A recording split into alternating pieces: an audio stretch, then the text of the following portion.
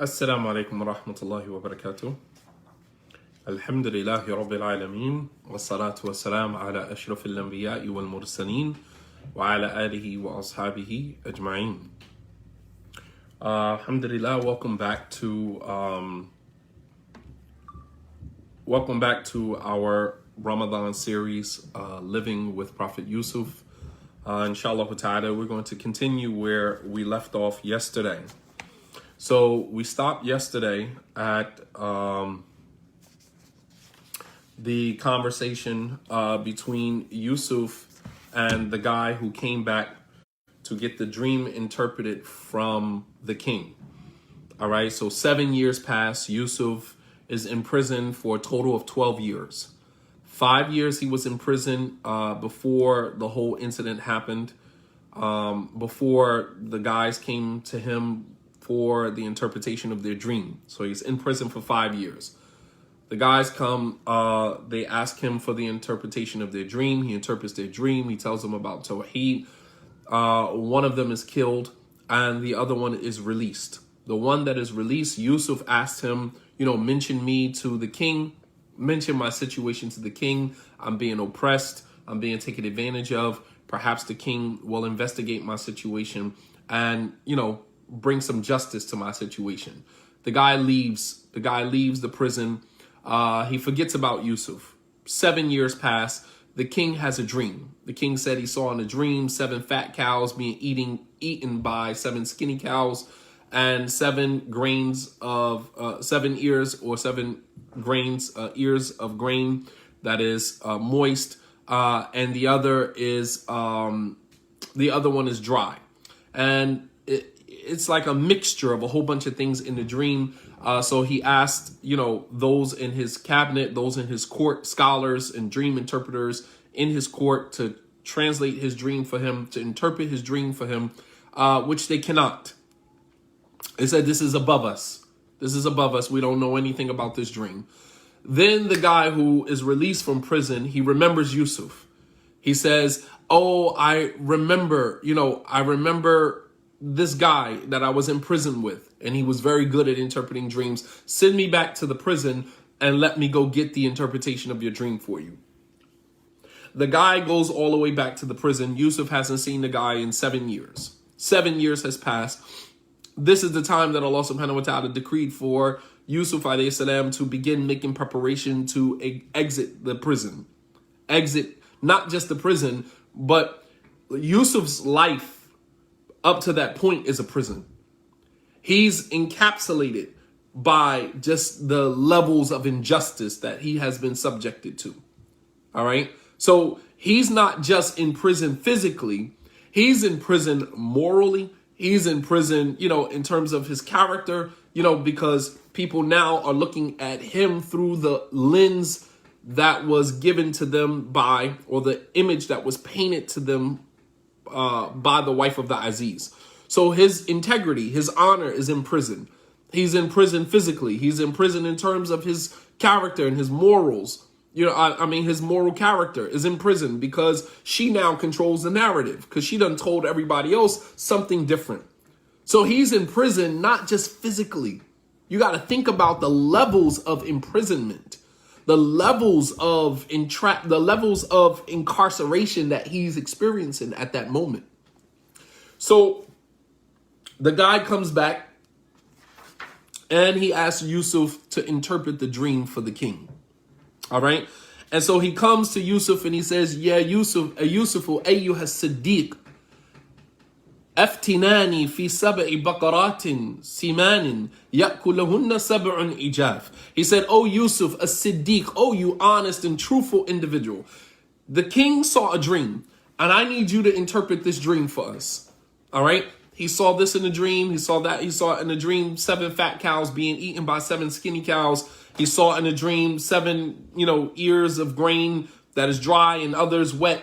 Give us the interpretation of this dream. لَعَلِّي أَرْجِعِ إِلَى النَّاسِ لَعَلَّهُمْ يَعْلَمُونَ. He said, perhaps I may return back to the people, meaning the king and his court.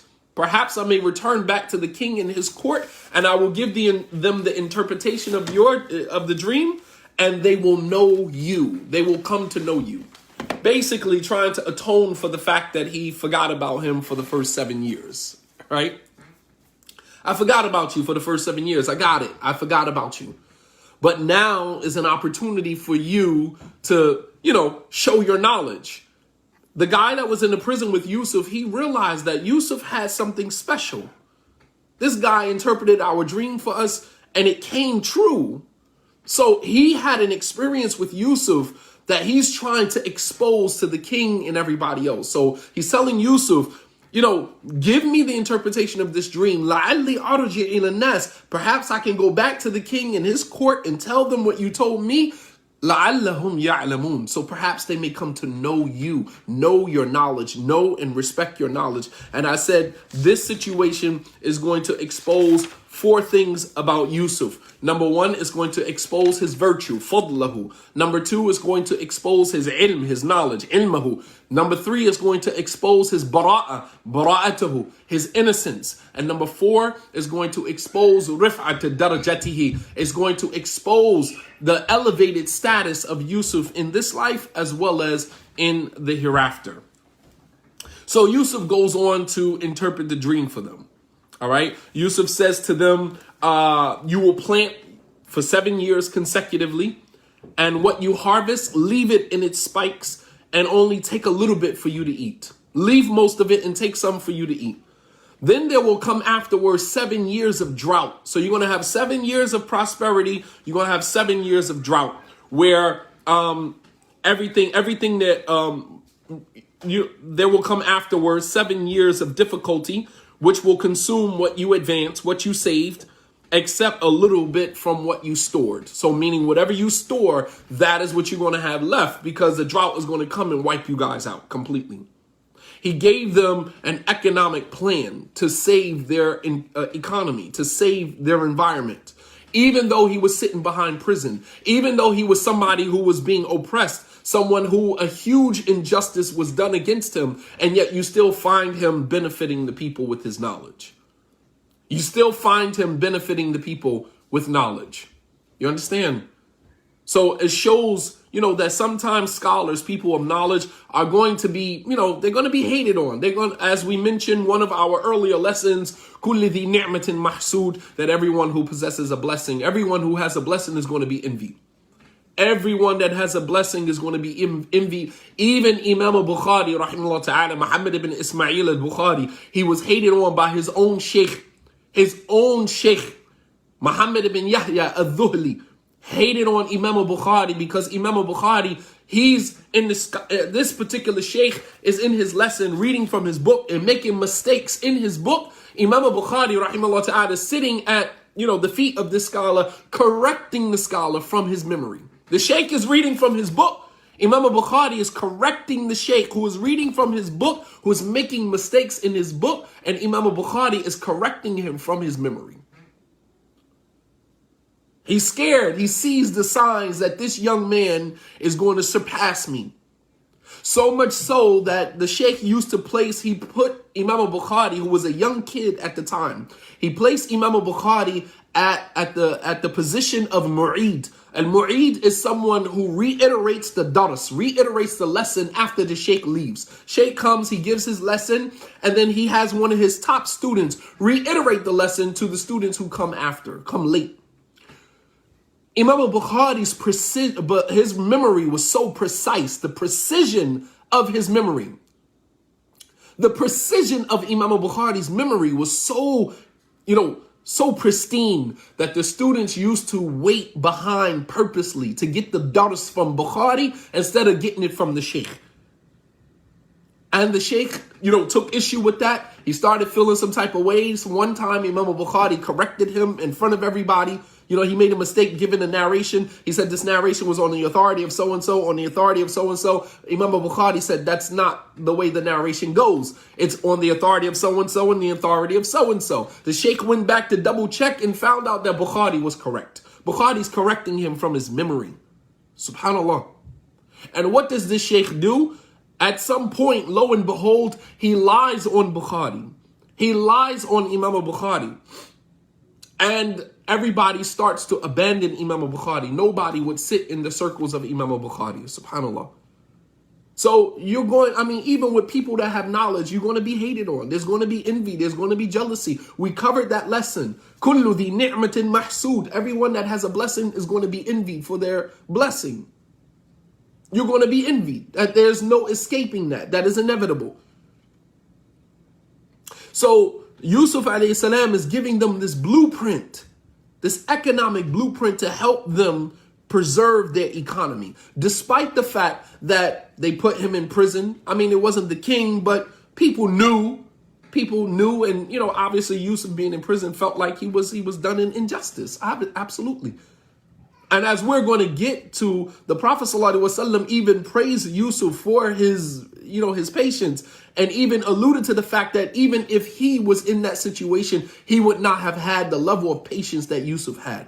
We're going to get to that comment that the Prophet ﷺ made about Yusuf. So lesson number 44 was, proper preparation prevents poor performance. What Yusuf was telling them to do, right? What Yusuf was telling them to do was basically prepare for a drought. You're going to have 7 years of prosperity, but don't become, so inundated by your prosperity that you forget that after that 7 years, they're going to come 7 years of drought. So don't, engage in love, this prosperity to the point where, you forget the fact that that they're going to come after it 7 years of drought.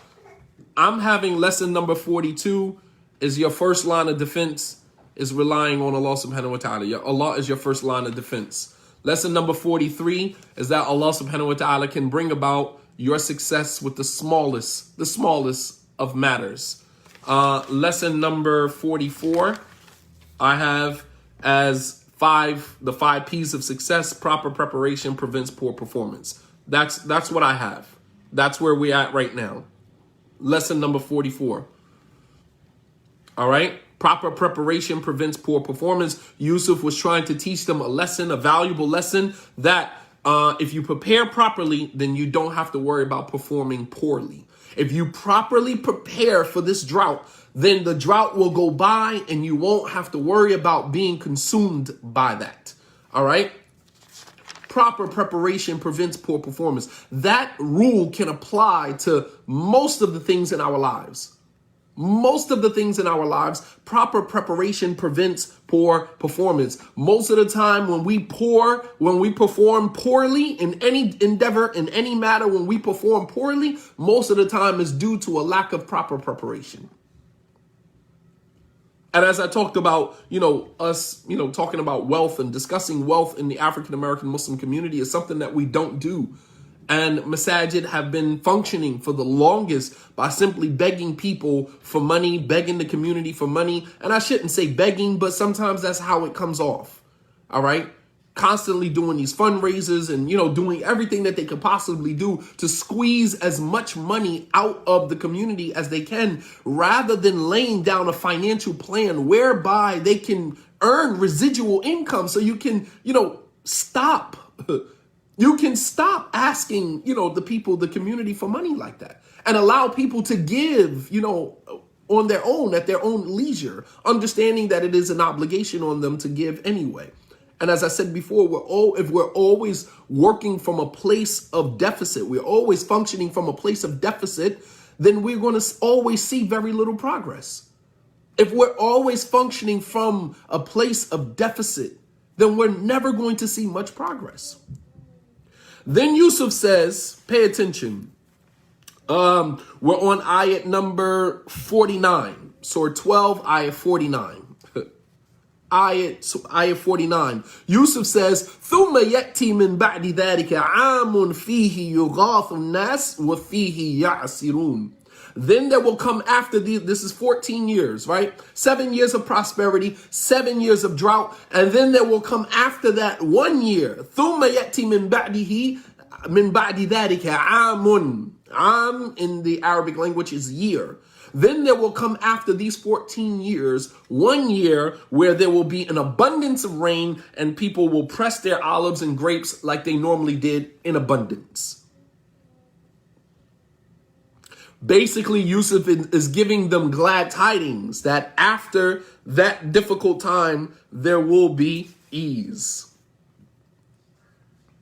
After the difficulty, there will be ease. And that it brings us to lesson number 45. Lesson number 45, after every difficulty, there's ease. After every difficulty, there is ease. And if you think about the ayat, where I want you to pay attention to the ayat, right? Go to surah number 94, ayat 5, where Allah subhanahu wa ta'ala says, Inna ma'al usri yusra. Inna ma'al usri yusra. Right? Pay attention to the ayat. Allah subhanahu wa ta'ala says, and he says it twice, right? He reiterates it. He says it twice. Inna ma'al usri yusran. Usri, al-usr, which means difficulty. It has alif wa lam on it. It has alif wa lam on it, the definite article. Indeed, with difficulty. Yusran. Yusran is left without the definite article. There's no alif wa lam on yusra. Allah says yusran, meaning ease, because Allah subhanahu wa ta'ala didn't put the alif wa lam on ease because there is no restriction on the level or the degree of ease that Allah subhanahu wa ta'ala will give to you after your period of difficulty. There is no limitation to the amount or the degree of ease that Allah subhanahu wa ta'ala will give to you after a difficult situation. Imam al-Tantawi, he said, لا مقابل له في الرؤية رؤية المالك ورؤية الملك بل هو خارج عنها وذلك زيادة التبشير للملك والناس ولإفهامهم أن هذا العلم إنما هو بوحي الله جل وعلا. Imam al-Tantawi in his tafsir, he says, this ayat number 49, pay attention, ayat number 49, where Yusuf said, then there will come after these 14 years a year where there will be an abundance of rain. Yughathun nas. People will be given an abundance of rain, and the people will press their grapes and their olives as they used to. This was not part of the king's dream. If you notice, this was not part of the king's dream. So where did Yusuf get this from? Why was this necessary for Yusuf to add this to it when in fact this was not a part of the dream? Where did this come from? This was not a part of the king's dream. The king said, I seen 7 fat cows being eaten by 7 skinny cows. That means there will be 7 years of prosperity. Then I seen 7, ears of grain that are dry and then others 7 wet. That means that there will be 7 years of drought. Where did the year of prosperity, the year of, an abundance of rain and grapes and olives being pressed, where did that come from? That was not a part of the king's dream. Imam al-Tantawi said that this was not a part of the king's dream. Rather, this was an addition, a ziyada. This was an addition that Yusuf gave the king to give them glad tidings so that they would not be in despair, and to show them that what he is giving them is from Allah subhanahu wa ta'ala, not from himself. This was not a part of the king's dream. This was a ziyada. This was an addition that Yusuf added because he wanted to leave them khitamuhu misk. He wanted to leave the ending sweet. How do you interpret somebody's dream by telling them, you're going to have 7 years of prosperity, then you're going to have 7 years of drought, and then just leave it at that? People are going to fall into despair. So he ends with something sweet. Khitamuhu misk. He gives them a good ending that you're going to have 1 year of an abundance of rain, and, fruits and vegetables are going to come back to you. Meaning your situation is not going to remain as a drought. The drought will subside. And this was to give them glad tidings and to let them know that what Yusuf is giving them, that knowledge came from Allah subhanahu wa ta'ala. How did he know? From Allah. It was wahi from Allah subhanahu wa ta'ala. Allah inspired him. Allah subhanahu wa ta'ala inspired him, just like he inspired him to interpret the dream of the 2 men in prison. That came from Allah subhanahu wa ta'ala. You got to understand, prophets and messengers were given miracles that are commensurate with what was popular during that time. So, for example, during the time of Musa, magic was popular during the time of Musa. So Allah subhanahu wa ta'ala gave Musa the miracle of magic. Medicine was popular during the time of Isa. And so Allah subhanahu wa ta'ala gave Isa the miracle of medicine to heal the leper, to give sight to the blind, to give life to the dead. That was the miracle that Allah gave him. Poetry was the miracle during the time of the Prophet sallallahu alaihi wasallam. So therefore he gives him the miracle of the Quran, which flows like poetry, which is why they called him they called him a mad poet. You understand? Every time. And so during the time of Yusuf, what was popular was a kahana, fortune telling and dream interpretation. You understand? Fortune telling and dream interpretation. So Allah subhanahu wa ta'ala blessed Yusuf as well as Yaqub with the ability to interpret dreams. So prophets and messengers are given miracles that is commensurate with what was popular during the time that he lived in. All right? So that little ziyada, that addition came from Allah subhanahu wa ta'ala, was inspired by Allah subhanahu wa ta'ala. Allah never tests us with something except that after that test subsides, he gives us a better and more pleasurable experience, either due to what we've learned throughout the ordeal or because Allah subhanahu wa ta'ala replaces what we lost with what is better. You understand? You guys understand? That every time Allah subhanahu wa ta'ala tests you with something, Allah subhanahu wa ta'ala, after the test is over, either we've learned something great that we would have never gotten other than going through the test, or Allah takes something from us throughout the ordeal and then he replaces it with what is better. So after every single test, there's always, some light at the end of the tunnel every time. Otherwise, we would fall into despair. Which is why Allah subhanahu wa ta'ala says, Inna ma'al usri yusra. After difficulty, there's ease. After difficulty, there's ease. Right? And Allah subhanahu wa ta'ala, the Prophet sallallahu alaihi wasallam said, Man taraka lillahi shay'an awadahu Allahu khayran min. Whoever leaves something for the sake of Allah, Allah will replace it with what is better. Sometimes through your test, you gotta, it's just like a part of your body being damaged and you got to remove that part of the body so it doesn't spread. Sometimes when you're being tested with something, you got to remove something from your life in order for the test to, subside. Because you realize that I'm being tested with this because of some sinful act that I'm doing, some act of disobedience I'm doing. So I got to abandon that. And in your abandoning the sin, the test will somehow subside. And you lost something, but you gained something, in contrast to what you lost, you gained something even better. Whether we abandon it on our own or Allah subhanahu wa ta'ala has to take it from us because it's hurting us.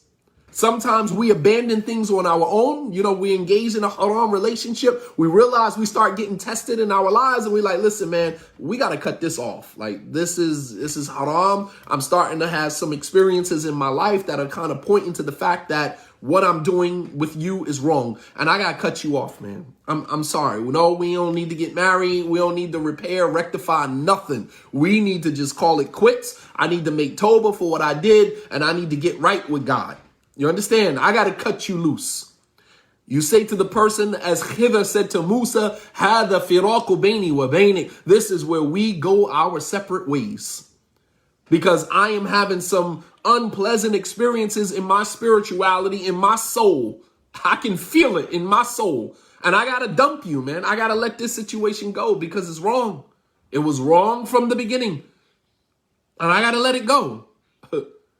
And so whether it's something that we abandon ourselves or something that Allah subhanahu wa ta'ala tests us with and takes from us, maybe take a loved one from us, maybe take a family member from us.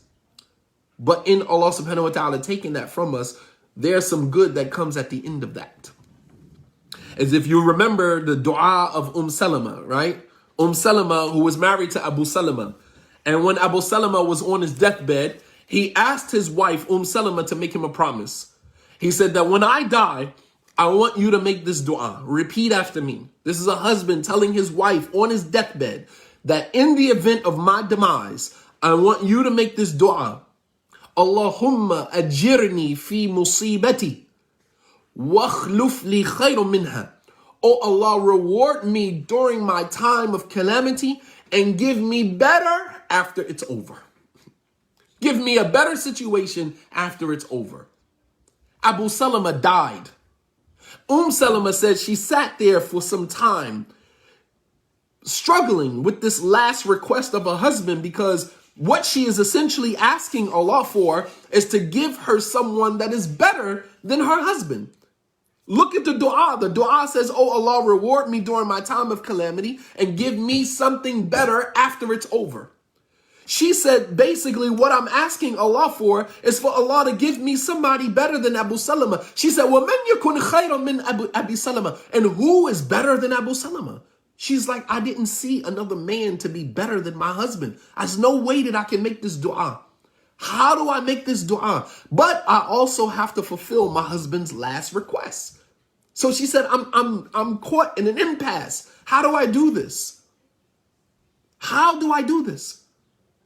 I don't see anybody that's better than my husband, Abu Salama, but I also want to fulfill his last request. She says, so after some time, she gathered herself and she made this dua. Allahumma ajirni fi musibati wakhluf li khayran minha. Oh Allah, reward me during my time of calamity and give me better after it's over.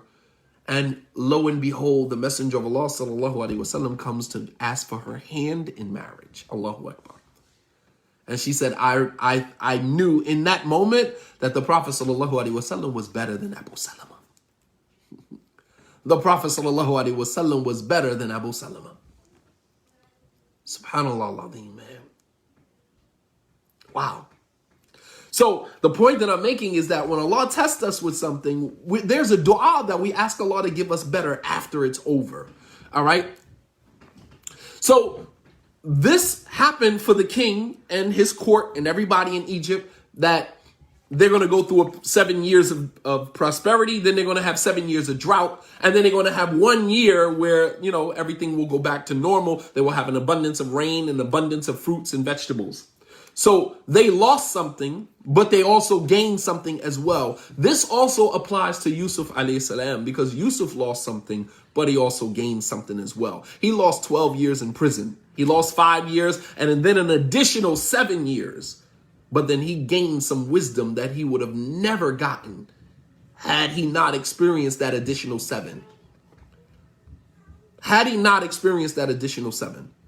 Some of us had to go to jail, had to go to prison multiple times before the light bulb went off. Your first bid, you slid through, you came back home, you did the same thing, you went back in for the second time or third time, and then finally the light bulb went off. You got it. I'm not giving these people no more of my life. I'm not giving these people no more of my life. So you lost something, but you gained something equally better, if not better. You gained something equally virtuous, if not better, that you would have never gotten had you not gone through that situation. So now we move on to ayat number 50. So the guy goes back to the king with the interpretation of the dream. Watch what happens. The guy goes back to the king. He leaves Yusuf, goes back to the king, and he interprets the dream for the king.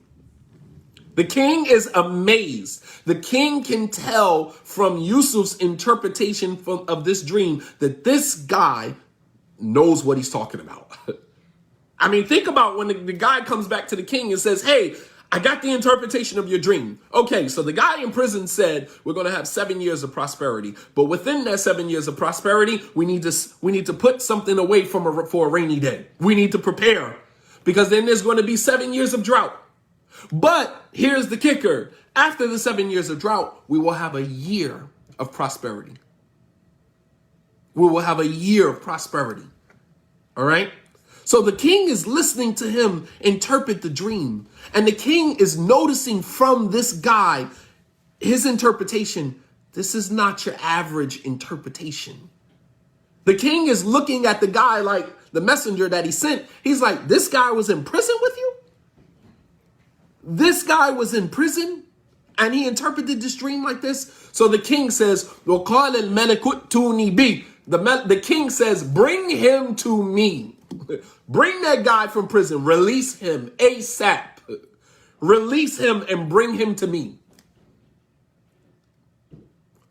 قَالَ الْمَلَكُ ائْتُونِي بِهِ. The king says, bring him to me. Bring that guy to me. The guy that interpreted this dream, bring him to me. I need him. Because the king saw something in that interpretation. This is not your average interpretation. فَلَمَّا جَاءَهُ الرَّسُولُ قَالَ فَارْجِعْ إِلَىٰ رَبِّكَ فَاسْأَلْهُ مَا بَالُ نِسْوَةِ الَّتِي قَطَّعْنَ أَيْدِيَهُنَّ إِنَّ رَبِّي بِكَيْدِهِنَّ عَلِيمٌ. So the guy goes back to the prison, tells the people in the prison, the king said, let Yusuf go. Pay attention how this plays out. Guy goes back to the prison and tells the prisoners, tells the prison officials, let Yusuf leave. The king wants Yusuf for himself. Let Yusuf go. Yusuf tells the messenger, قال ارجع إلى ربك. Yusuf said, no, I ain't going nowhere. I'm not leaving the prison. Remember in the first scene, he was in a rush to get out of the prison. When he found out the guy was leaving, he forgot all about Allah subhanahu wa ta'ala and said in that moment, tell the king to remember me. Tell the king that I'm being oppressed. I'm here in prison being oppressed. He was in a rush, mustajil, hasty, ready to get out of that situation. Not so much now. The guy comes back and says, the king said, let Yusuf go. Yusuf said, man, I ain't going nowhere. Farji' ila rabbik. Go back to your king. Go back to your king, because I made this mistake the first time, right? I made this mistake the first time. I'm not going to make this mistake again. Subhanallah al-Azim. Yusuf said, irja' ila rabbik. Go back to your king, your Lord.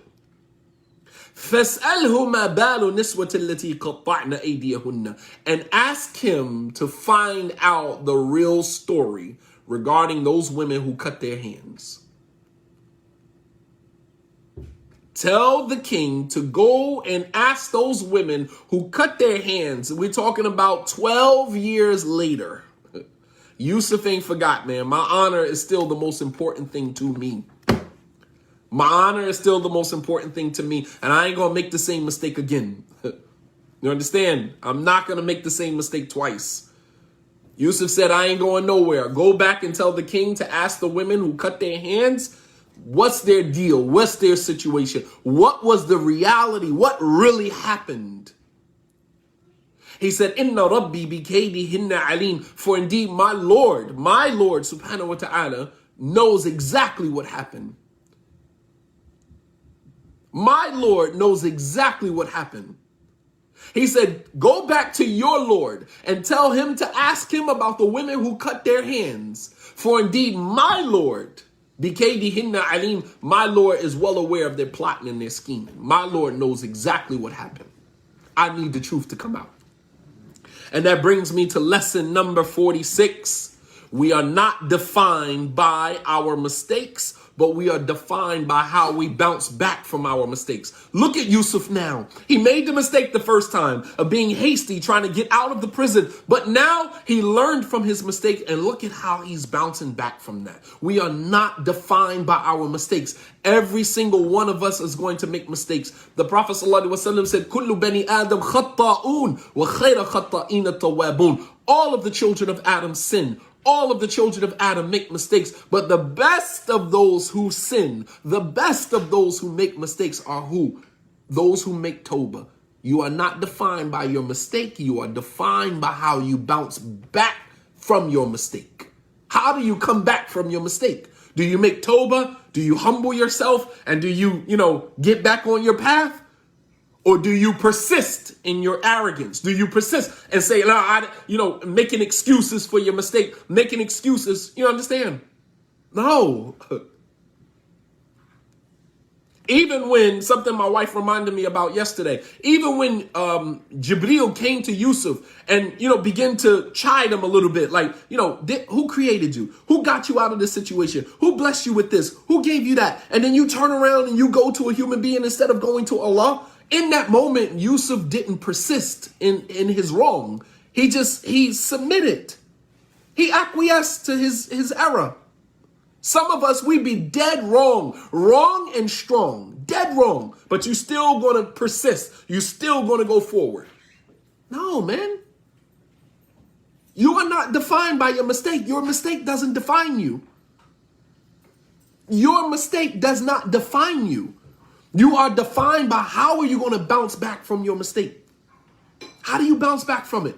And provided there's some people that are never going to let you forget that, as we mentioned that yesterday. And that's okay, because that's their way of validating, their superiority. They have an inferiority complex. They already feel inferior to you. They feel insecure around you. So they got to constantly remind you of your mistake to make themselves feel elevated. It's the Iblis syndrome. I'm better than you. قال أنا خير من خلقتني من نار وخلقته من طين. You're going to remind me of my origin as a means of belittling me. And you're going to remind yourself of your origin to make yourself look better than me. That's the Iblis syndrome. You have the Iblis syndrome. You're going to remind me of my mistake, remind me of where I came from to make yourself feel better, to make yourself feel more superior. If that's what it takes for you to feel superior, that's fine. But I don't live in your praises, so I don't die in your criticism. Your reality, your perception of me is not my reality. That's your perception. If the only thing that you can see from me is the mistakes that I've made, that's your perception. That's not my reality. We've all made mistakes. We've all made mistakes. But if we were to all be defined by our mistakes, none of us would have any prestige. None of us would have any honor, because we are not identified. We are not defined by our mistakes. How do we bounce back from our mistakes? Look at how Yusuf is bouncing back from his mistake. He said, no, even the king says, you're free to go. The king wants you. Yusuf said, man, I don't care who wants me. The king is calling for me, but I got to make it right with the real king. I got it wrong the first time. You understand?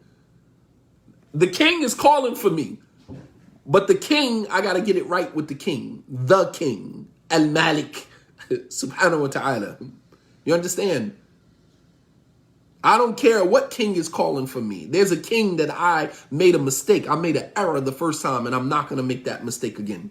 So we are not defined by our mistakes, but we're defined by how we bounce back. So the king ordered that Yusuf be let loose from prison, right? That he be let loose from prison and bring Yusuf to him. But when they came to Yusuf to free him, Yusuf told them, go back and ask the king, have him investigate those women who cut their hands and get to the bottom of what really happened, so everyone will know the truth. Lesson number 47. Lesson number 47. Lesson number 46 is we are not defined by our mistakes, but we are defined by how we bounce back from our mistakes. Lesson number 47. Knowledge is power. Knowledge is power. قال إمام الرازي يدل على فضيلة للعلم فإنه سبحانه وتعالى جعل ما علمه سببا لخلاصه من المحنة الدنيوية فكيف لا يكون العلم سببا للخلاص من المحن الأخروية. Imam al-Razi, he said that this ayat shows the fadilatul ilm, the virtue of knowledge. Meaning the ayat of the king releasing Yusuf from prison. Why is the king releasing Yusuf from prison? The king is releasing Yusuf from prison because of the knowledge that Yusuf shared with him about his dream. It was powerful. The king could look at Yusuf's interpretation. When the man brought Yusuf's interpretation back to him, the king could look at the interpretation and tell whoever told you this, something special about this guy. This guy has real knowledge. This guy has real knowledge. Subhanallah al-Azim. So it shows you the virtue of knowledge, the power of knowledge, in that the dream interpretation that Allah subhanahu wa ta'ala taught Yusuf was the key to get Yusuf out of prison. And if it was the key to remove Yusuf from some trial in this life, then the same knowledge will be the key to remove you from any trial in the hereafter.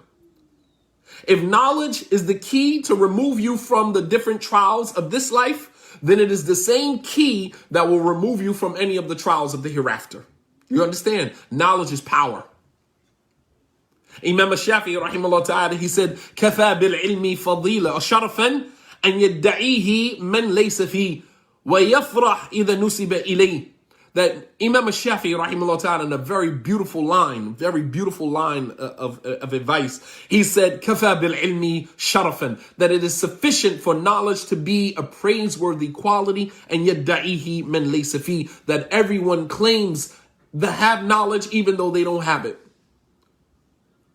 That even most of the people who claim to have knowledge don't have it. وَيَفْرَحْ إِذَا نُسِبَ إِلَيْهِ, and anyone that is affiliated or associated with knowledge, is happy, finds happiness at the fact that he is attributed or associated with knowledge. Oh, so-and-so has knowledge. So-and-so is knowledgeable. Anybody that you say that to anybody, they're going to be happy. He said, وَكَفَى بِالْجَهْلِ شَرًّا, and it is sufficient for ignorance to be a despicable quality, and يَتَبَرَّأْ مِنْهُ مَنْ هُوَ فِيهِ, that everyone that is associated with ignorance, they get upset or they get offended if you call anybody ignorant, they will be offended. You call anybody ignorant, he's going to be offended. And anyone is going to try to distance themselves. Everyone tries to distance themselves from being ignorant, even though most of them are, qualified to be characterized as ignorant. Even the most ignorant individual from amongst us does not want to be qualified or classified as ignorant. That shows you how despicable ignorance is and how virtuous knowledge is, that everybody wants to be known as knowledgeable, even the people who are not knowledgeable. So Allah subhanahu wa ta'ala, the knowledge that Allah taught Yusuf, to interpret the dream is the same knowledge that got him out of that situation. And if knowledge could do that for Yusuf in this life, then what do you think knowledge will do for us in the next life, when we have so many fears and so many, anxiety and fears attached to a lot of the trials and tribulations that are waiting for us in the hereafter? Ibn al-Qayyim rahimahullah ta'ala, he said, العلم يرفع صاحبه في الدنيا والآخرة ما لا يرفعه الملك ولا مال. That knowledge will elevate the status of an individual in this life and in the hereafter, unlike his status would be elevated by knowledge, by wealth, or by power and dominion. Wealth and power can never elevate an individual like knowledge does. He said, فِي الْعِلْمِ يَزِيدُ الشَّرِيفِ شَرَفًا, that knowledge will increase the person who is already noble in nobility. Knowledge will increase the person that is noble in nobility. وَيَرْفَعَ الْعَبْدَ الْمَمْلُوكِ حَتَّى يُجْلِسَهُ مَجَالِسَ الْمَلُوكِ. That it will take a servant, knowledge will take a servant from the position of servitude and raise him to the position of kingship, just as it did with Yusuf. Knowledge got Yusuf out of prison. Knowledge got Yusuf put into a position in Egypt and got him put into this high position, all based upon knowledge. So first, we said there were 4 things that were going to be exposed throughout this ordeal. Number 1, the virtue of Yusuf. Number 2, the knowledge of Yusuf. We just seen the knowledge of Yusuf. The knowledge of Yusuf. We were just exposed to that.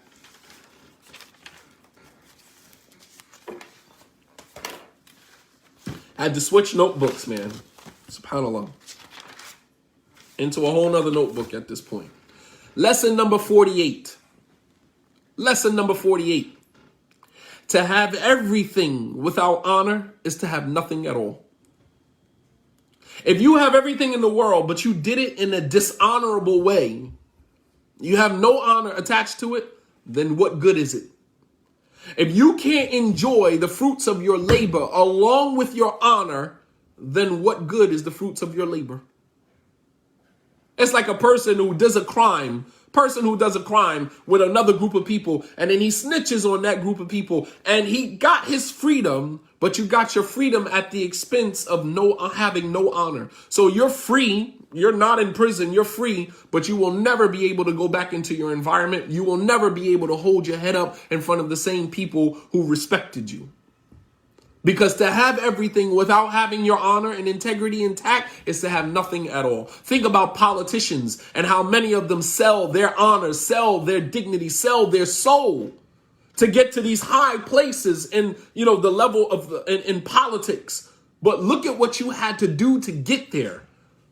And to get to that point and still not have your honor intact, it means nothing. It means nothing. Think about many, Islamic preachers and speakers and some of the positions and statuses that they have managed to acquire. But you did that all at the expense of what? Selling your honor, selling your soul selling your soul to get there. And so you can't even enjoy it. So while you're in front of the people and you're praised or whatever the case may be, you sleep horribly at night. I know you sleep horribly at night. If you still even have a conscience. If you even have a conscience. Some of these preachers and teachers have managed to get to these high statuses. You like the imam of the Muslims in America. But at what expense? What expense did you do? What did you sell? What did you give up to get there? So to have everything without honor is to have nothing. Yusuf alayhi salam was concerned about his honor, which was more important to him than his freedom. Subhanallah. More important to him than his freedom. Think about, some of the things that, brothers do, to some of the things that sisters do to get married. You want to be married to this man so bad. You will cross this sister, cross that sister. You'll cross this sister. You'll go behind this sister's back. You did everything so you could have. And then when you finally married a man, you realize it wasn't even worth it. Was it worth it? Look how many sisters you lost in the process of being married to that man. How many sisters you cut off, how many sisters you ignored, how many sisters you totally blew off because they were telling you something that you didn't want to hear. You understand? And then you finally walking down the aisle, you finally got married, but in the inside you feel horrible because of the things that you had to do to get there. Same thing with the brother.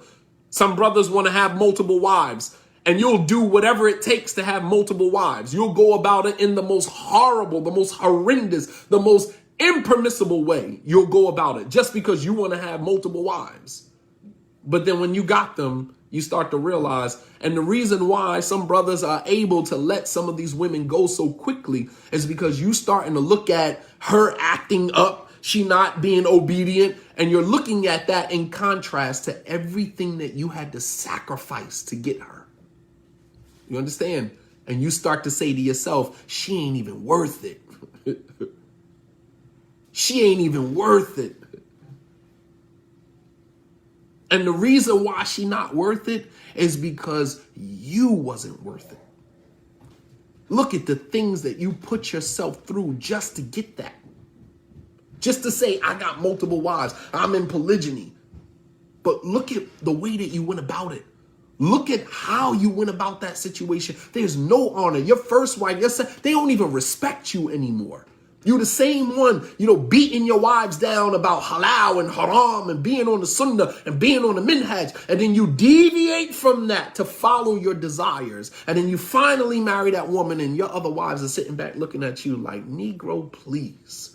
Don't you ever open your mouth to me about anything being haram or anything being the minhaj of the salaf. Don't ever open your mouth to me again about anything regarding Islam. You gotta be kidding me, man. You have got to be kidding me. You played yourself at the highest level of effery. You've played yourself at the highest level of effery. Don't ever open your mouth about Islam. Think about what you did. You know what I mean? So to have everything and not have your honor, like, you know what I mean? Like you marry a woman, you don't even tell your wife because she ain't ready to hear it. And whatever you tell yourself to make yourself sleep at night, and you go and you marry this woman, and then your wife find out later. And then you like, all right, well, you know, you found out. So now we in polygyny, and you just going to glue that together. You know what I mean? Like that, as it is. You're just going to glue it together as it is. You understand? Nah, it doesn't work like that. Because you went about that in the horrible manner, in a horrible fashion. And now you want to sit back and enjoy. You don't get to enjoy that. Allah subhanahu wa ta'ala put zero barakah in that. Zero barakah in that. There's no barakah in that.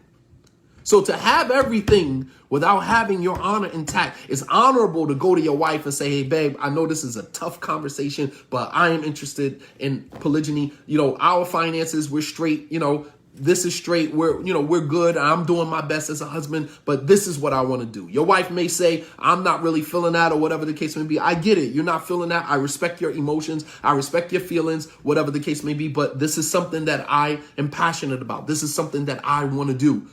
I would suggest that before you make any decisions, you make istikhara, that you exercise some patience. And, you know, if you still feel like this is not something that you want to do, then fine, we can rectify that. But I'm just letting you know that this is the path that I am pursuing. You upfront with it. You understand? You upfront with it. You don't have to hide anything. Everything is on the table. Everything on the table. You didn't hide anything. Now you can have honor and dignity in what you're doing. Now you can have honor and dignity. And what would be even more appropriate is for you to marry a woman from the very beginning who is okay with polygyny. So you don't ever have to feel uncomfortable because she married you already knowing that this was your modus operandi. This was your MO. You understand? Being a man, absolutely. For every one woman who don't want to be in polygyny, there are 5 women who are okay with being in polygyny.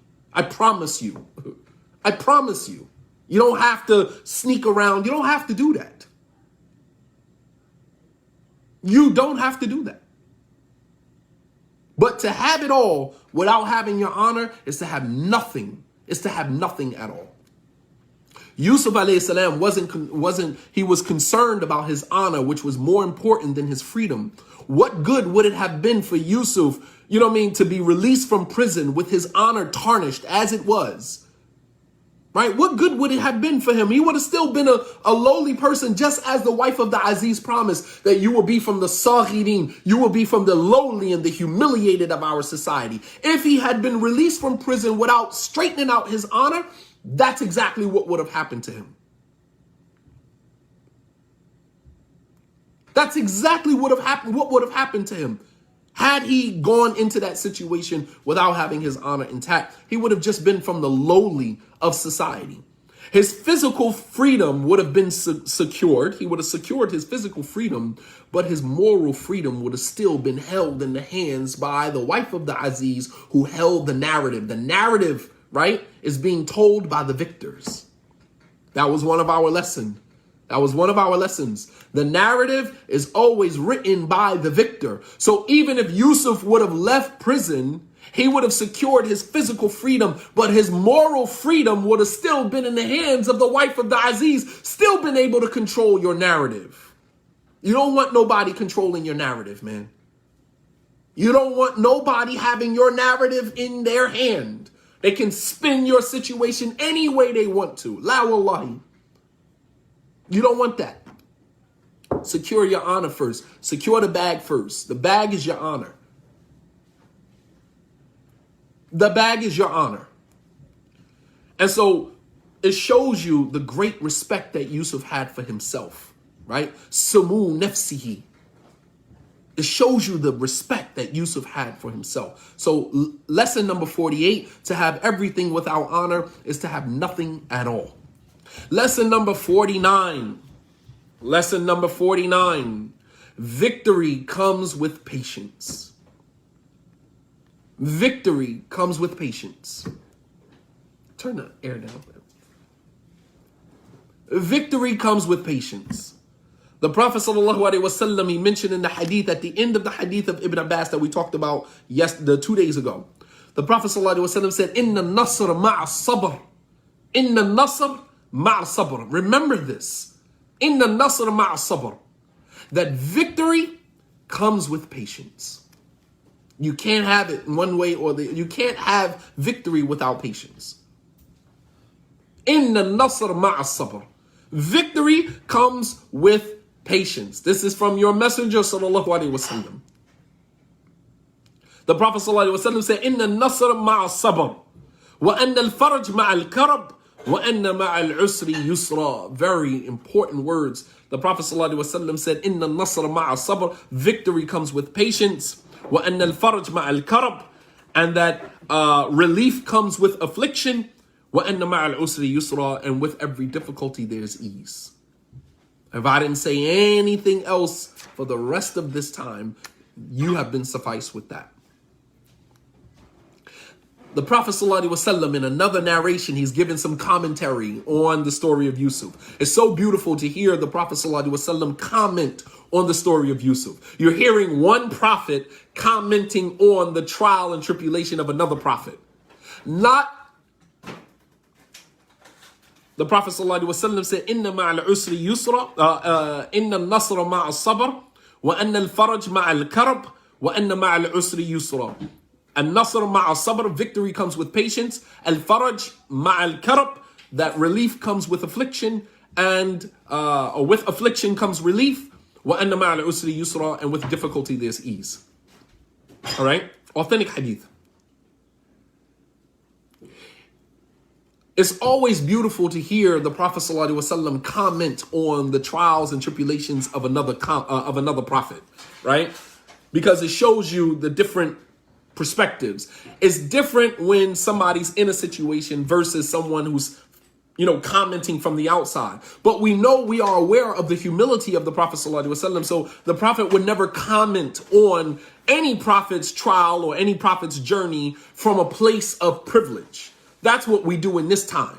So imam might go through some calamity or difficulty and it's exposed to the community. And then you got all of these commenters, imams, students of knowledge / commenters who rush to their podcasts and rush to their social media outlets to comment on what some other student of knowledge is going through. Yeah, but you commenting from a place of privilege and you're commenting to make yourself look like, and then the thing is that when you show happiness at the downfall of somebody else, lo and behold, you're being tested with the same exact thing, man. But the Prophet ﷺ commenting on what Prophet Yusuf went through, alayhi salam, this was beautiful. It was beautiful. The Prophet ﷺ, he said, Lo ajibtu min Yusuf wa sabrihi. Laqad ajibtu min Yusuf wa sabrihi wa karamihi. والله يغفر له حين سئل عن البقرات العجاف والسمان ولو كنت مكانه لأجبتهم حتى اشترط أن يخرجوني. The Prophet ﷺ said, لقد عجبت من يوسف وصبره وكرمه. The Prophet ﷺ said, I am amazed at the patience of Yusuf and the nobility of Yusuf, how he maintained his honor throughout this whole situation. This is the Messenger of Allah sallallahu alaihi wasallam saying this. He said, لَقَدْ عَجِبْتُ مِنْ يُوسُفْ وَصَبْرِهِ وَكَرَمِهِ. I'm amazed at Yusuf and his patience and his nobility. He said, وَاللَّهُ يَغْفِرْ لَهُ حِينَ سُئِلَ عَنِ الْبَقَرَاتِ الْعِجَافِ وَالسِّمَانِ. That Allah subhanahu wa ta'ala had forgiven Yusuf the moment that he was asked about the fat cows being eaten by the skinny cows. He was forgiven. He was forgiven the moment that he was asked about that. The Prophet ﷺ said, if I was in the situation of Yusuf, لو كنت مكانه لأجبتهم. That if I was in the situation of Yusuf, ما أجبتهم. I would have never answered their question if they came to ask me about, this is real.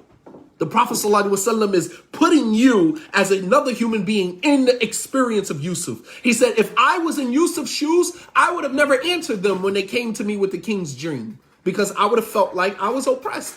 And I would have made it a condition that I will only respond to your dream if you let me loose from prison. SubhanAllah. This is the Prophet ﷺ saying this. This is the Messenger of Allah ﷺ saying this. Instagram, you're going to get cut off. I'll turn you back on. Subhanallah. I want you to think about that. The Prophet ﷺ is putting himself in Yusuf's situation.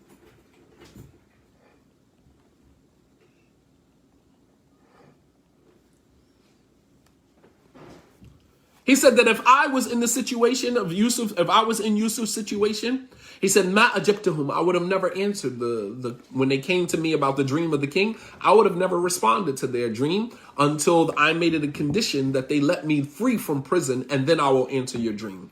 This was the Prophet sallallahu alaihi wasallam. And it shows you, his humanness as he's looking at the situation. It's not like, the Prophet sallallahu alaihi wasallam is saying, sometimes we hear about people in situations and we say, man, if I was in that situation, I would have did the same thing, or I would have did this. No, the Prophet is being honest. You're getting honest conversation from the Prophet sallallahu alaihi wasallam. The Prophet is saying, honestly, I am amazed at Yusuf's patience and his level of nobility and his honor in this situation. Allah had already forgiven him. He didn't have to respond. He's saying that Yusuf didn't have to respond when the king sent the messenger to ask about the dream. Yusuf didn't have to respond. Allah had already forgiven him. Jibreel had already told him that Allah subhanahu wa ta'ala wasn't displeased with him. So he wasn't compelled to respond. Yusuf only responded out of just sheer loving good for people. The Prophet ﷺ said that if I was in the situation, lo kuntu makanahu, if I was in Yusuf's situation, ma ajabtahum, I would have never even answered their question. Hatta ishtarata an yukhrijuni, yani min as-sijn. I would have never answered them until they made it conditional that I answered them and they released me from prison. In another narration, the Prophet ﷺ, the Prophet ﷺ is just being honest. He's not saying, man, if I was in Yusuf's position, I would have had the same level of patience he did. No, the Prophet is just being real. He's like, man, I'm amazed at his patience and his nobility during that time. He said, because if I was in that situation, I wouldn't have responded to anything until they would have removed me, released me from prison. The Prophet is giving you real talk here. So lesson number 49, victory comes with patience. That's a lesson that Yusuf learned here. And that's a lesson that we have to learn. Victory comes with patience. Inna an-nasr ma'a sabr. Victory comes with patience. You got to keep telling yourself that. Because we want immediate, instant gratification. We want to be responded to immediately. We want relief from our situation immediately. And in that, we miss the lesson. Yusuf had to learn a valuable lesson. The lesson was in the pain. The Prophet ﷺ said that no one sticks his hand, لا يلدغ مؤمن في جحر مرتين. The believer does not get stung in the same hole twice. Meaning the lesson is in the pain. You stick your hand in a hole, you get stung. You're not going to stick your hand in there again. The lesson is in the pain. The lesson is in the pain. And النصر مع الصبر. Victory comes with patience. You got to endure that. Sit in your discomfort for a little bit. Lesson number 50. Another lesson from this. This ayah is loaded. Another lesson here. The responsibility of removing yourself from doubtful situations is a personal responsibility of yours. Removing yourself from doubtful situations is a personal responsibility of yours. If you are in a situation where there's a cloud over your head, people are starting to question certain things about you, it becomes your responsibility to clarify. It's not for the people to use husnul dhan, because sometimes we run out of husnul dhan. Sometimes we use qara'in. Sometimes we're looking at inferences from your journey or your situation, and the inferences is pointing us in a different direction. We fresh out of husnul dhan. We're fresh out of having good thoughts about our brother and sister in Islam. We need clarification here. We can no longer keep extending husnul dhan. The responsibility, the onus of removing doubt from yourself becomes a personal responsibility of yours. That's the onus is on you. It's not, don't keep expecting everybody. Yusuf didn't expect everybody to come out of prison and everybody have husnul dhan and realize that, he's just a servant. He didn't do anything wrong. No, that becomes his responsibility to go back and verify and put the facts on the table to make it clear.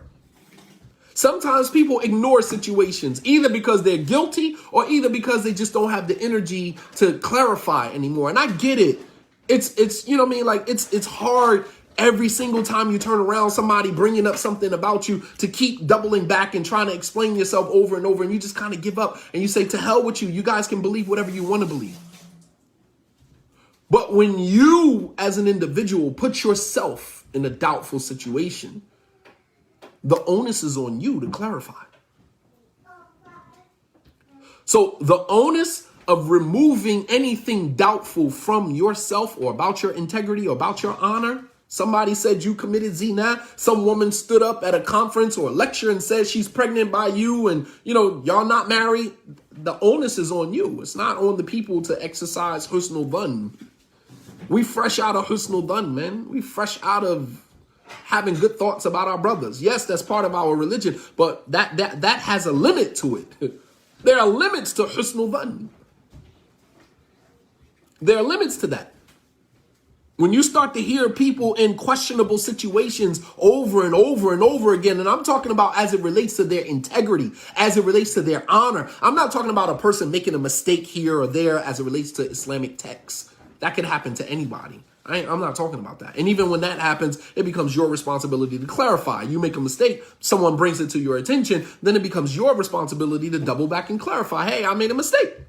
But I'm talking about as it relates to your integrity, your honor, your dignity, your muru'ah, as it's called in Arabic, your muru'ah, your integrity, how people see you, your reputation.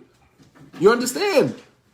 Anytime people start questioning your reputation, that it becomes a responsibility. The onus is on you to clarify. And Yusuf alayhi salam, he did just this. Allah subhanahu wa ta'ala, let me give you some context for that. Let me give you some text for that. Surah number 4, ayat 6. Surah 4, ayat 6. Turn to Surah 4, Surah An-Nisa, ayat number 6. Allah subhanahu wa ta'ala says, فَإِذَا دَفَعْتُمْ إِلَيْهِمْ أَمْوَالَهُمْ فَأَشْهِدُوا عَلَيْهِمْ وَكَفَى بِاللَّهِ حَسِيبًا. Allah is talking about giving the orphans the wealth, giving the orphans or giving back what you owe to someone, or giving the orphans their wealth, right? When the orphan reaches a certain age, their parents died, left them money, you are responsible for that money. When they reach a certain age and you give them their money, that's their money, Allah subhanahu wa ta'ala says, فَأَشْهِدُوا عَلَيْهِمْ. Then take witnesses. So nobody questions you. Nobody can't say, hey, what about the other 700 you didn't give me? No, I took a witness that I witnessed me give you everything I owed you. I don't owe you nothing. وَكَفَى بِاللَّهِ حَسِيبًا. And sufficient is Allah subhanahu wa ta'ala as a reckoner. Allah is the one to take account of everything. Allah oversees everything. But Allah is instructing us that when it comes to money, it comes to certain things with integrity, then you should have witnesses. A woman comes into your office as an imam, as a student of knowledge, that you're either going to record the conversation or you're going to have another sister come and sit in the office with you or have somebody else sit in the office with you. So no woman can leave out of your office and say, yeah, brother imam tried to make a pass at me, or brother imam tried to do this with me, or brother imam tried to kick it with me. Nah, you're not going to run away with that narrative. You don't get to run away with that. I had somebody else sitting there. I recorded the whole conversation.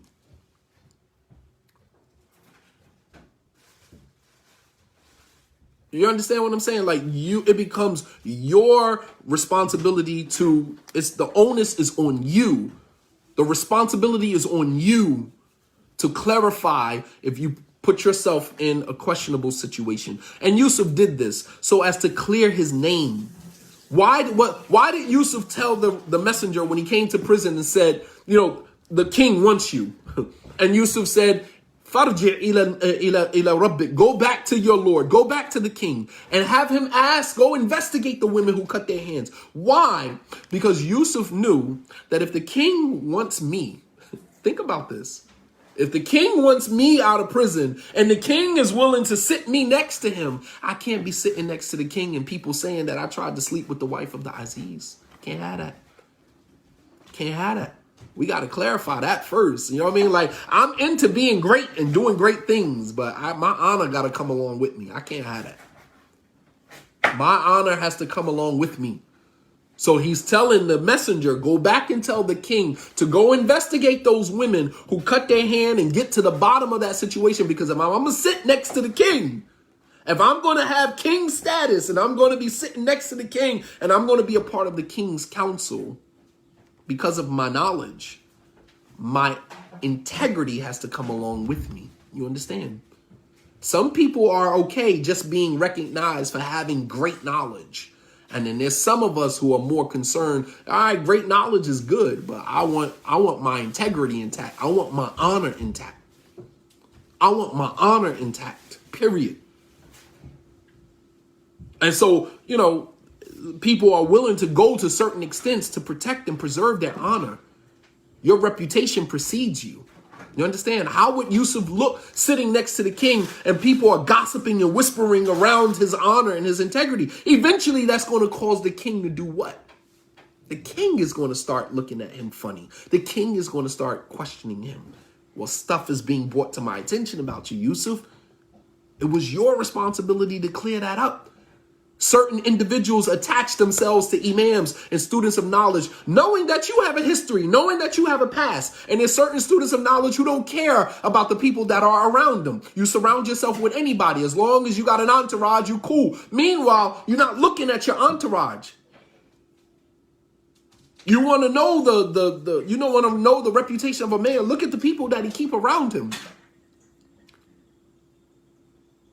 You got to be mindful of the people, your entourage. Be mindful of the people that are around you. How you going to look as an imam, student of knowledge, you out here giving all this great knowledge, and the brothers that are around you, a couple of them, this person was known to be a fornicator. This person was known to, engage in this, and this person is known to beat his wife. This man is known, and these are the type of people you got around you. Nah, you got to be mindful, man.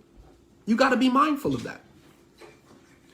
And Yusuf alayhi salam did this so as to clear his name, so the king would not look at him with the eye of mistrust. So the king would not look at him with the eye of distrust and doubt. As Yusuf says a few ayats, if you fast forward a few ayats, 3 or 4 ayats further, Yusuf says very clearly why he did this. He says, ذَلِكَ لِيَعْلَمَ أَنِّي لَمْ أَخُنْهُ بِالْغَيْبِ وَأَنَّ اللَّهَ لَا يَهْدِي كَيْدَ الْخَائِنِينَ. Yusuf said, I wanted to do this so that the Aziz knows that I did not betray him behind his back. I wanted to make sure that everybody knew what really happened. So the Aziz, I owe him that much. So the Aziz would know that I never betrayed him. Lam akhunhu fil ghayb. I did not betray him. Akhunhu bil ghayb. I did not betray him behind his back. وَأَنَّ اللَّهَ لَا يَهْدِي كَيْدَ الْخَائِنِينَ, and that Allah subhanahu wa ta'ala will never guide the plots and the schemes of those who are treacherous, who betray others. Allah will never guide you aright. You understand?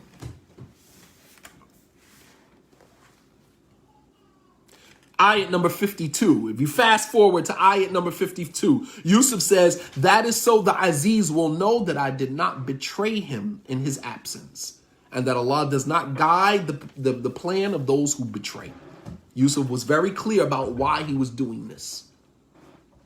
And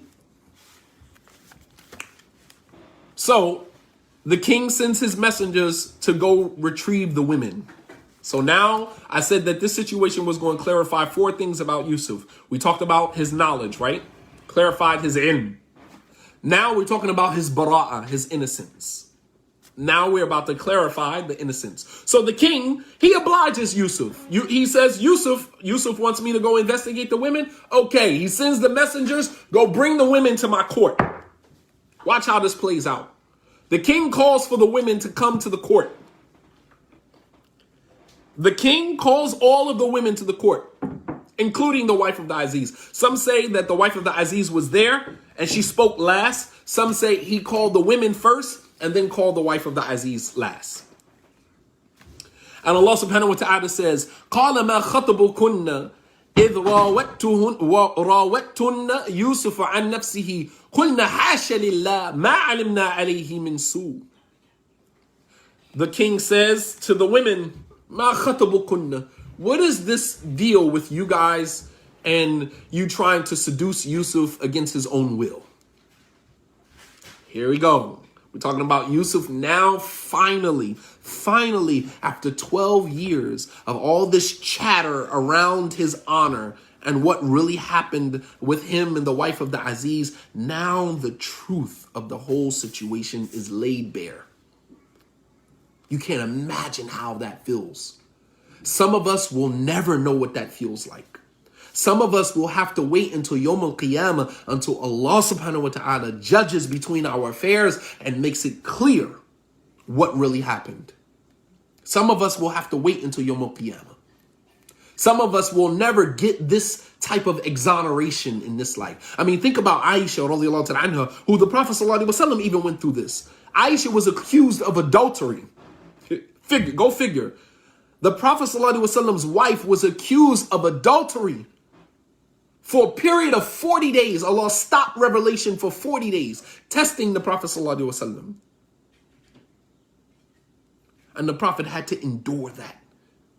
Inna nasr ma'a sabr. Victory comes with patience, man. The Prophet had to endure. Never said anything in defense of Aisha. Obviously, he knew she wasn't guilty of that, but he didn't have permission from Allah to speak publicly about it, right? He was under a gag order, right? The Prophet ﷺ was under a gag order, a divine gag order. He did not get permission from Allah to speak on behalf of his wife. So he had to endure all this chatter, all of this gossip going on. Allah reveals a whole surah about that. Surah An-Nur, surah number 24, speaks all about the situation dealing with Aisha. Go back and read that story. Subhanallah al-Azim, man. And then finally, Allah subhanahu wa ta'ala reveals the bara'ah of Aisha, exonerating Aisha. Yes, we would have folded. We would have folded overnight. We would have folded overnight. They're dealing with this for over a month. And we're not talking about just any Muhammad or Bakr or Zayd in the community. We're talking about the Prophet sallallahu alaihi wasallam, the leader of the community, and his wife being accused of adultery. And Aisha, the youngest of the Prophet ﷺ's wives, Aisha was only like 15 years old when that happened. 15, 16 years old when that happened. You understand? 15-year-old girl. And grown men running around the community talking about her. Gossiping. Nobody even got to the bottom, to the root of where it came from. And then finally, Allah subhanahu wa ta'ala reveals the ayats exonerating Aisha. SubhanAllah. Aisha's mother, Roman, when the ayat was revealed, Aisha's mother, Roman, said, Qummi ya Aisha ila Rasulillahi sallallahu alayhi wa sallam, washkurihi. Get up, Aisha, and go thank the Prophet sallallahu alayhi wa sallam. Aisha said, Kalla wallahi. No, by Allah. La ashkuru illallah jalla wa ala. She said, no, I'm not going to get up and go thank him. Thank him for what? She said, I only thank Allah subhanahu wa ta'ala.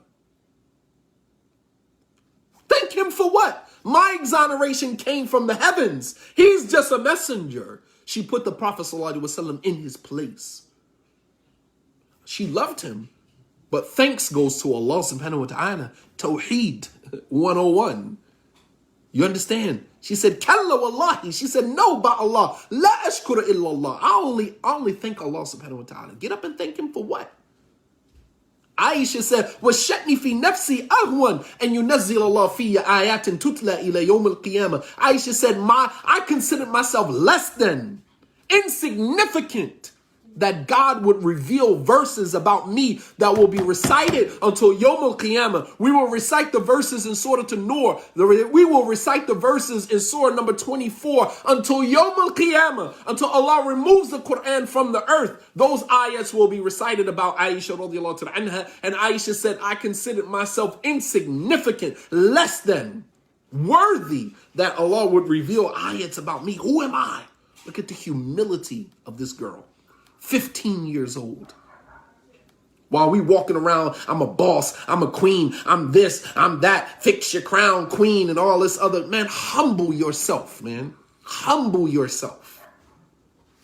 We could only hope that Allah subhanahu wa ta'ala will give us just a portion of the humility of the Sahaba radiallahu anhum ajma'in. These were people whose situations were mentioned in the Quran that we recite every single salah, and we find them humbled. While today, no guarantee has been given to any of us that we even go into paradise, and we walking around, with our heads up high and looking down on people. I'm on the haq, you're on batil, I'm on the truth, I'm one of the saved sect, and all this other stuff. You gotta be kidding me, man. Who gave you any guarantee that you were from the saved sect? Who gave you any guarantee that you on the haq? That's a matter of perception. That's a matter of perception. It's not reality. Nobody gave you any guarantees. You hope that you're on the haq. You hope. You hope and you pray to Allah subhanahu wa ta'ala that you are worshiping him correctly. You pray. Here's people whose situation was mentioned in the Quran that we will recite until Yawm al-Qiyamah, and they still had humility. Humility on levels that we could only pray for. So the king gathers all the women in the court, and he asks them, "Ma khatabukum idh rawattunna Yusuf an nafsihi?" What is your situation that you tried to seduce Yusuf against his own self? The king is now asking them. Listen to their response. Listen to the women's response. These are the women speaking first, right? قُلْنَا حَاشَ لِلَّهِ. They said, God forbid. مَا عَلِمْنَا عَلَيْهِ مِنْ سُوءٍ. We have never known anything evil about Yusuf. لَا قَلِيلٌ وَلَا كَثِيرٌ. Not nothing minute, not nothing major. We have never known anything evil about him. Now, the king turns to the wife of the Aziz. Question. Let me see if one of you geniuses can figure this out. Why did the king ask the women first before asking the wife of the Aziz? Let me see if somebody else can catch it. Why did the king ask the women first before going to the wife of the Aziz?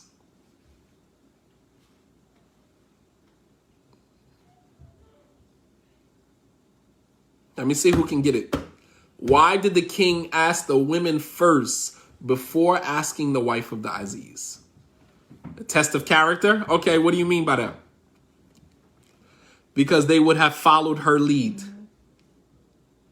to see if their story would be the same. Not to see if their story would be the same. He already knew the wife was guilty. Yes, he did. He did. Because he knew that if Yusuf was willing to stay in prison and not, because, think about it. Who wants to stay in prison? The king knew something was up when Yusuf did not want to come out of prison. He's not stupid. He's a king. They're not stupid. You understand? They're wise. So the king knew when Yusuf refused to come out of prison, he knew something was up. He knew something was up.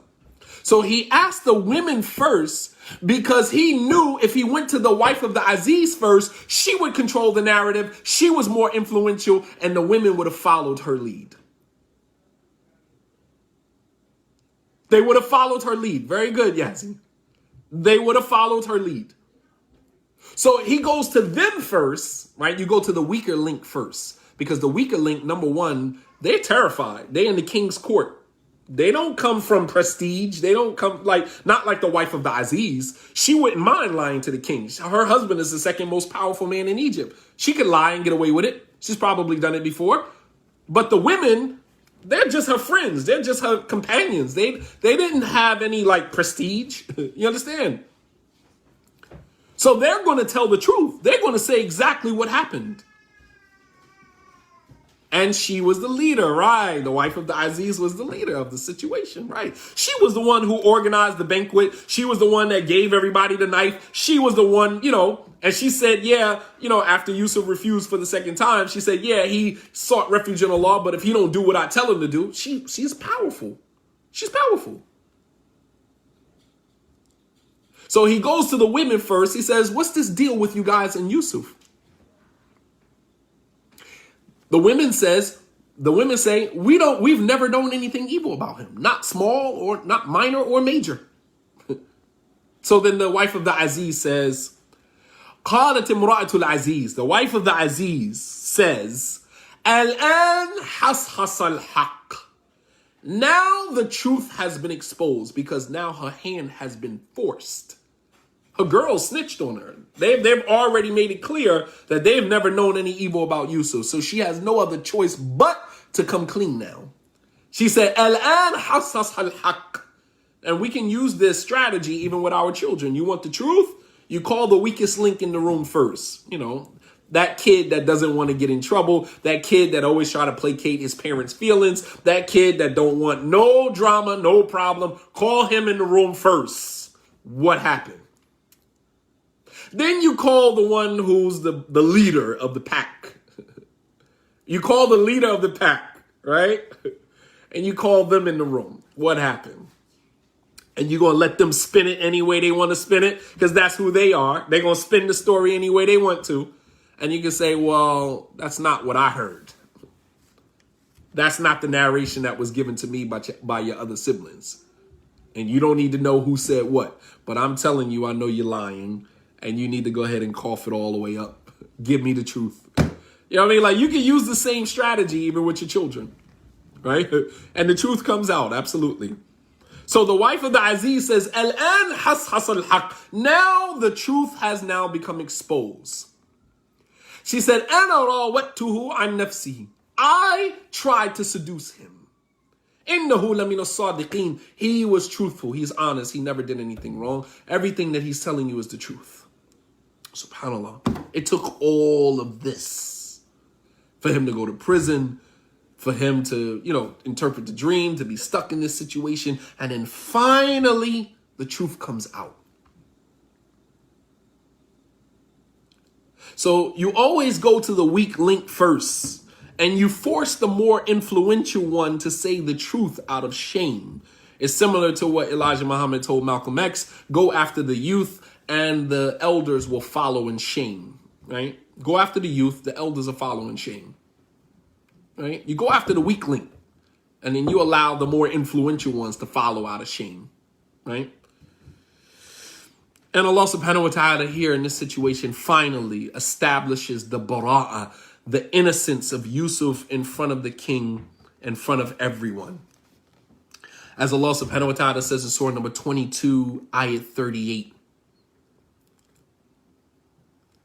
Well, she's not going to lose her status and her honor. We're talking about a caste system. Like, you got to put it all in perspective. When you come from an environment, society like that, she's not going to, they'll tuck that away. They'll forget all about that over time. Surah 22, ayah 38, Allah subhanahu wa ta'ala says, and this is hope for anyone who has ever been oppressed and injustice has ever been done against you.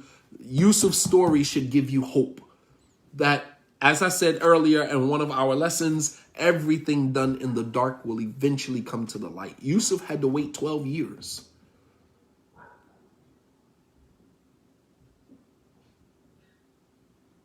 Right, exactly. And look at what happened when Malcolm did that. They killed him, right? Right, exactly.